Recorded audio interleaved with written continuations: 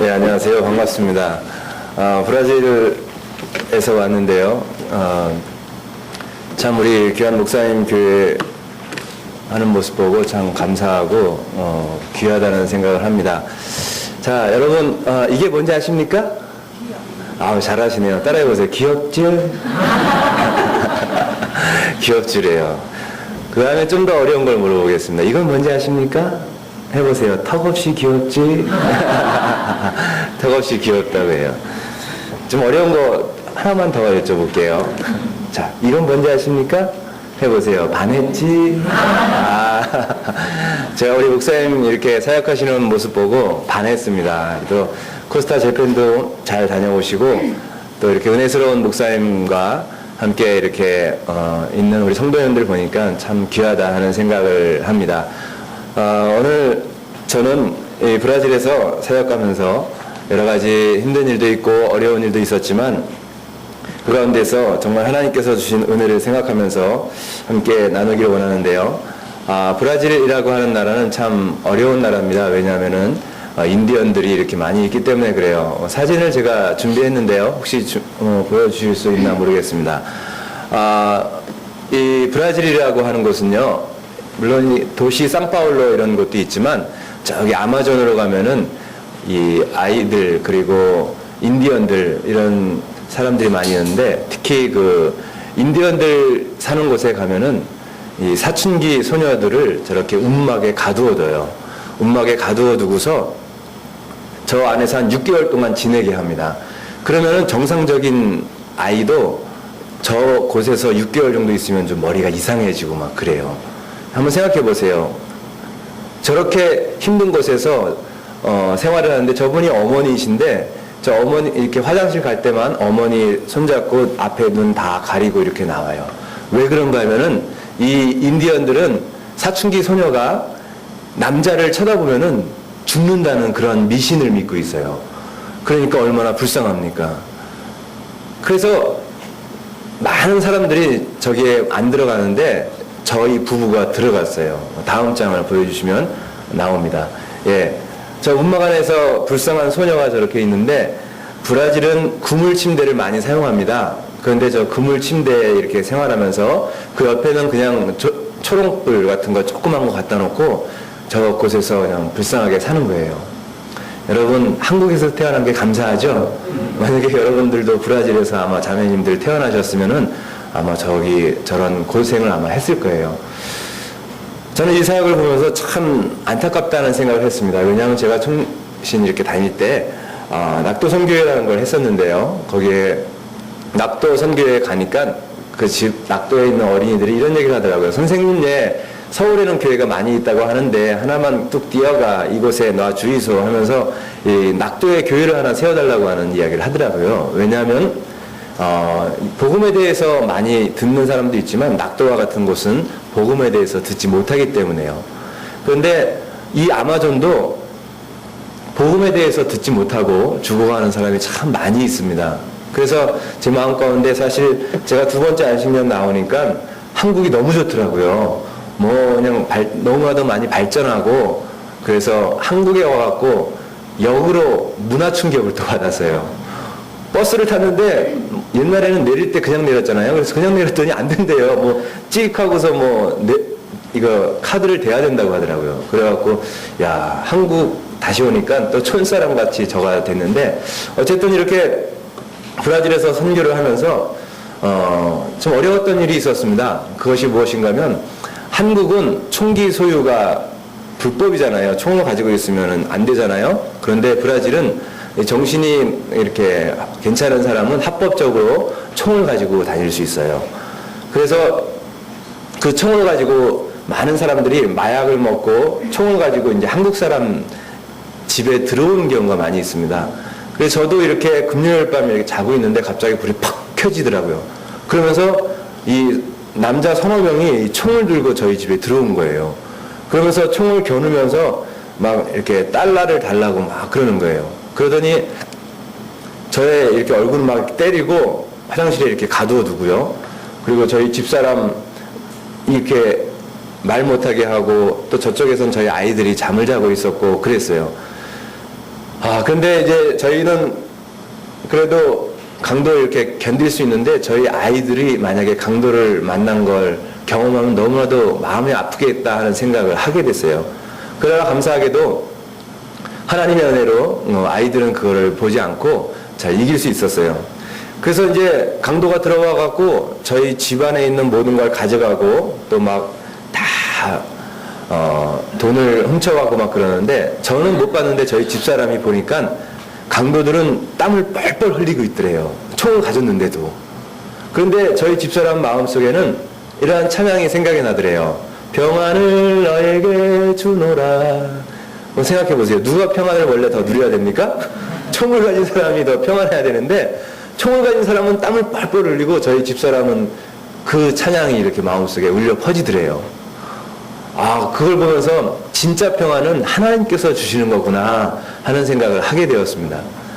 그래서 제가 집사람을 좀 잘 만난 것 같아요. 왜냐하면 제가 결혼하기 전에 이런 기도를 했습니다. 하나님, 성경을 10번 읽은 사람을 만나서 배우자로 만나서 결혼하게 주시옵소서 하고 열심히 기도했어요. 그랬더니 제 안에 계신 성령님이 뭐라고 하는지 아세요? 너부터 10번 읽어라. 그러더라고요. 그래서 아멘, 저부터 10번 읽겠습니다 하고 10번 읽은 다음에 만난 사람이 저희 집사람입니다. 언제 기회가 되면 한번 이렇게 인사를 드리겠는데요.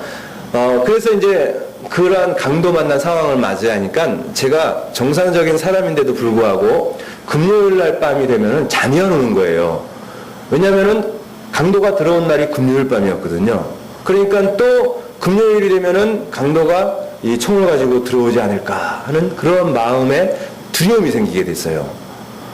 그래서 그 당시 저희 교회가 이렇게 브라질 교회였는데 2층에 있었어요. 1층은 교회를 하고 브라질 교회를 하고 2층은 이제 저희가 숙소로 사용을 했는데 또 그 담을 타고 막 넘어오는 막 이 두려움이 머릿속에 있는 거예요. 그러더니 그 다음에는 브라질 사람 보이는데 그 보이는 모든 브라질 사람이 강도로 생각이 들더라고요. 저 사람이 우리 집에 들어왔겠지 하는 생각을 하게 됐어요. 그래가지고 너무나도 마음이 아팠습니다. 그리고 불면증에 시달리고 그러면서 하나님 내가 목사인데도 왜 나에게 이런 어려움이 옵니까? 왜 나에게 이런 고통이 옵니까? 하고 막 기도를 했어요. 그랬더니 하나님께서 너가 상처받은 그 브라질 강도를 용서하라는 말씀을 주시더라고요. 할렐루야. 예. 그래서 하나님 난 너무나도 힘들어서 용서 못합니다. 그 인간 우리 집에 들어와서 총을 겨누고 나를 죽이려고 했던 강도를 어떻게 용서합니까? 막 기도하는데 그래도 용서해야 된다는 마음을 주시더라고요. 그래서 그 과거의 상황에 내가 돌아가서 나에게 총을 겨눴던 그 사람이 불쌍해지기 시작하더라고요. 브라질은 열심히 일해서 돈 벌려고 생각하지 않고 한탕 해갖고 돈 벌려고 하는 사람이 참 많아요. 그래갖고 앞에 은행이 있다. 그러면은 이쪽 집이 있고 여기 길이 있으면 이 은행을 땅굴을 파가지고 은행에 있는 돈을 다 훔쳐갖고 나오는 그런 나라가 브라질이에요. 열심히 일할 생각 안 하고 강도 일만 하려고 하는 그런 나라가 브라질에 참 많이 있는데 그래서 하나님 앞에 용서하게 해달라고 이제 기도하면서 상처 치유에 대한 기도를 했어요. 그래서 하나님 앞에 기도를 하고 용서를 하겠다고 내가 결단하니까 그 다음부터는 금요일 밤 되면 잠도 잘 오고 그리고 평안하게 브라질 선교를 할 수 있었습니다. 제가 그걸 보면서 한 가지 깨달은 게 있는데 그건 용서는 다른 사람을 위해서 하는 것이 아니고 나를 위해서 하는 거구나 하는 걸 깨닫게 되었습니다. 여러분 우리가 이 땅에 살면서 얼마나 많이 상처를 받습니까? 시어머니에게 얼마나 힘드십니까? 시어머니를 싫어하는 사람은 시편도 안 읽고 시금치도 안 먹는다는 얘기가 있는데 여러분 그 시어머니를 용서하시기를 주님의 이름으로 축원합니다. 그러면요 그때부터 이렇게 시어머니가 조금 불쌍해지기 시작해요. 그러면서 사랑의 마음이 이렇게 마음에 싹 트는 거예요. 여러분 용서는 누구를 위해서 하는 겁니까? 네, 나를 위해서, 나 자신을 위해서 하는 거예요. 그래서 이제 브라질 선교를 이렇게 하면서 있었는데 미국에서 한 목사님이 오셨어요. 그 목사님은 평생 요한계시록을 공부하신 목사님인데 이 목사님이 이런 말씀을 하시더라고요. 지금 만약에 예수님이 12시에 온다고 가정을 한다면 지금 이 시대는 12시 1분 전이라는 말씀을 하시더라고요. 무슨 말인가 하면 그만큼 예수님의 재림이 우리에게 가까이 왔다는 거예요. 저는 예수님 언젠가 오시겠지 이렇게 생각했던 사람이었습니다. 그런데 제가 여기 브라질 오기 전에 미국에 잠깐 있었는데요. 미국에 가보니까 병원 시스템이 바뀌고 있더라고요. 어떤 시스템인가 하면 사람 몸속에 칩을 넣는 시스템으로 바뀌고 있더라고요. 옛날에는 동물에다가 넣었던 칩을 이제 사람 몸속에 넣어서 이제 그 사람 몸속에 있는 걸로 모든 이 병원 시스템을 이렇게 운영하겠다고 하는 얘기를 하더라고요. 그거 보면서 너무 주님의 재림이 가까이 왔구나 하는 걸 깨닫고, 또 미국의 대통령이 누굽니까? 오바마 대통령이죠. 근데 그 오바마 대통령이 2010년에 건강보험개혁안을 내놨는데 앞으로 사람 몸속에다가 그런 칩을 넣겠다고 하는 그런 법을 상정시키고 막 그런 일이 있었어요. 그걸 보면서 주님의 재림이 너무나도 가까이 왔구나 하는 것을 제 마음속에 이렇게 깨닫게 됐습니다. 그래서 오늘 어떻게 하면 우리가 주님의 재림을 잘 준비할 수 있을까? 성경을 통해서 한번 보기를 원하는데요. 첫 번째, 우리는 성령의 기름 부으심을 갈망하면서 살아야 합니다. 오늘 본문의 말씀 3절, 4절 보니까 하나님께서 이렇게 말씀하셨어요. 같이 한번 읽어볼까요? 시작.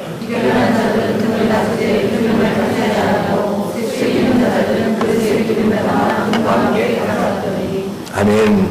여기 보니까 성령의 기름 부으심을 갈망해야 된다는 말씀을 하시는데, 등과 기름을 준비하라 그랬는데 등은 무엇입니까? 외형적인 모습이에요. 기름은 무엇입니까? 바로 성령을 얘기하는 거예요. 우리에게 외형적인 모습도 교회에 나오는 것은 필요하지만 진짜 중요한 것은 우리 마음속에 성령의 기름 부으심인 줄로 믿습니다. 이 성령의 기름 부으심이 있으면 계속 주님을 사모하게 돼요. 그러나 성령의 기름 부으심이 없으면 세상만을 사랑하게 돼요. 제가 두 번째 안식년 오니까 핸드폰이 너무 좋아졌더라고요. 카톡이 너무 좋더라고요. 그래갖고 막 카톡을 하는데 성령님께서 내 안에 카톡이 좋으냐 내가 좋으냐, 카톡을 하면서 인터넷 하면서는 어쩔 때는 이렇게 시간 가는 줄 모르는데 예수님께 기도하면서는 시간을 안 보내는 저 자신을 발견하게 됐어요. 제가 회개했어요. 하나님, 내가 이제부터는 카톡보다 주님을 더 사랑하겠습니다. 하나님을 사랑해야 되는데 우리는 카톡을 사랑하고, 또 이 세상에 전화기 필요하죠. 전화하는데 필요하고 카톡도 얼마나 이 통신수단으로 좋은 것입니까? 그러나 이것은 사용해야 될 것이지 사랑해야 되는 것이 아닌 줄로 믿습니다. 우리는 누구만을 사랑해야 돼요? 하나님만을 사랑해야 돼요. 이 세상의 것은 어떻게 해요? 사용해야 되는 거예요. 그래서 성령의 기름 부으심이 임하면 주님에 대한 갈망함이 계속해서 일어나는 거예요.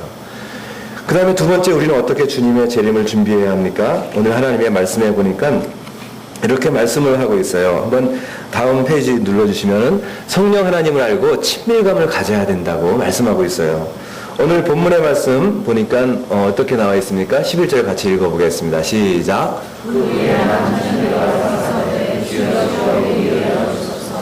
대답하여 가로되 진정한 이에게 이르노니 내가 너희를 알지 못하노라 하느니라. 아멘.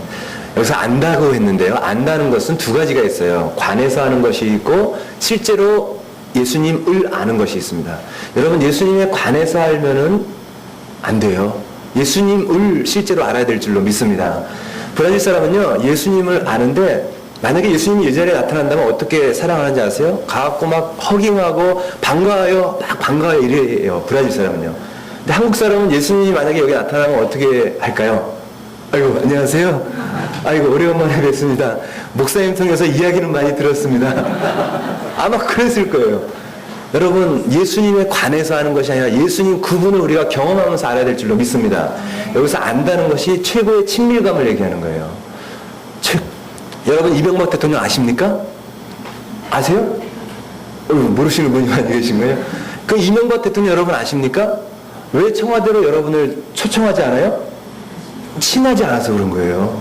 여러분, 오바마 대통령 아십니까? 어떤 분은 오바마, 제가 오시거든요. 근데 제 형님 잘 있냐고 그러더라고요. 오바마 대통령. 오바마 대통령 아는데 오바마 대통령이 왜 여러분을 백악관으로 초대하지 않아요? 친하지 않아서 그런 거예요. 중요한 질문을 합니다. 여러분, 하나님 아십니까? 하나님이 그러면 여러분을 알고 합격이라고 할 정도로 여러분 신앙생활을 하고 있습니까? 여러분, 제일 좋은 대학이 서울에서 서울대학이죠? 그럼 어떻게 하면 서울대학교 가는 거예요? 내가 서울대학교 간다 하고 찜 하면 서울대학교 갑니까? 누가 오라고 해야 돼요? 서울대학교에서 합격하고 오라고 해야 우리가 서울대학교 가지 않습니까? 천국에 우리가 어떻게 갑니까? 나만 천국에 갈 수 있다고 해갖고 가는 것입니까? 그거 아니에요. 누가 오라고 해야 합니까? 하나님이 오라고 해야 가는 거예요. 하나님과 친한 사람만 천국에 간다는 거예요. 여러분, 하나님과 깊은 친밀감을 가질 때 우리가 주님의 재림을 잘 준비하는 사람이 될 수 있는 줄로 믿습니다. 그 다음에 세 번째, 우리가 어떻게 주님의 재림을 준비해야 합니까? 오늘 본문의 말씀 보니까 주님의 재림을 기다리면서 정결하게 살라고 말씀하고 있습니다. 하나님의 말씀 한번 13절 읽어보겠습니다. 시작. 하나님을 알지 못합니다. 아멘. 정결하게 사는 것은요, 하나님이 언제 오실지 모르니까 날마다 깨어 있어서 살아가는 삶이에요.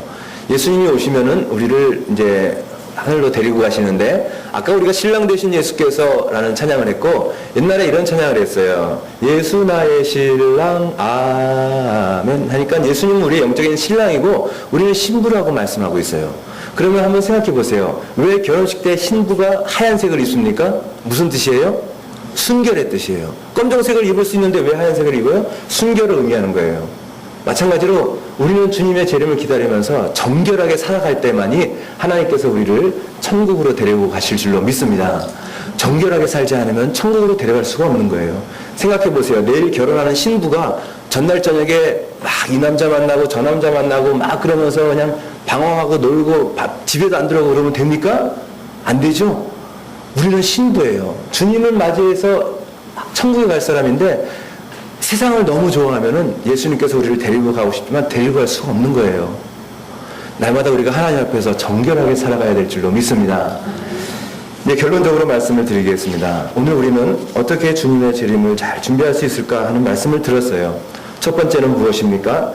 성령의 기름 부으심을 갈망해야 된다 그랬어요. 그 다음에 두 번째, 하나님, 성령 하나님을 알고 친밀감을 가져야 돼요. 여러분, 친밀감은요, 이 하나님을 사모하는 사람에게 있게 되는데, 하나님을 가까이 하고 하나님을 친밀하게 생각하는 사람, 날마다 성령 하나님을 마음속에 이렇게 모시고 살아요. 그러나 친하지 않은 사람은 사탄이 주는 것을 이렇게 좋아합니다. 자, 두려워하는 것은 두 가지가 있어요. 사탄이 주는 두려움은 어떻게 해야 합니까? 예수님의 이름으로 무찔러야 돼요. 첫 번째, 사탄이 주는 두려움이 있고, 두 번째는 하나님을 두려워하는 것, 이것을 하나님을 경외한다고 합니다.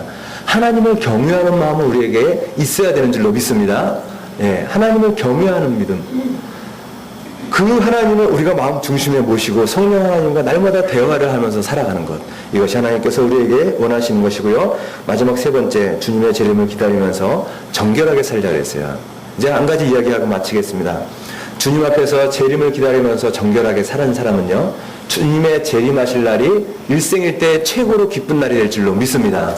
여기 여성분들 많이 계신데, 여러분들 언제 가장 아름다웠어요? 뭐 할 때 가장 아름다웠어요? 결혼식 할 때 최고로 아름다웠죠? 너무 아름다웠는데 지금 왜 이렇게 됐어요? 누구 만나서 그렇게 됐어요? 자, 여성에게 제일 아름다운 것은요, 결혼식 할 때 딴따라한 신부 모습이에요. 우리에게 최고로 아름다울 때는 언제입니까? 누가 재림하실 때? 예수님이 재림하실 때예요. 예수님을 열심히 믿는 사람은 정말 예수님 재림하실 때 일생일대 최고의 기쁜 날이 되어서 영원한 하늘나라에 가지만, 예수님을 제대로 믿지 않은 사람은 예수님 재림하신 날이 일생일대에 무슨 날이 돼요? 최악의 날이 돼요. 왜요? 그날 어디에 가기 때문에? 지옥에 가기 때문에 그래요. 바라기는 우리 모든 성도님들이 주님의 재림을 잘 기다리면서 정결하게 신부의 삶을 살아가시기를 예수님의 이름으로 축원합니다. 기도하시겠습니다.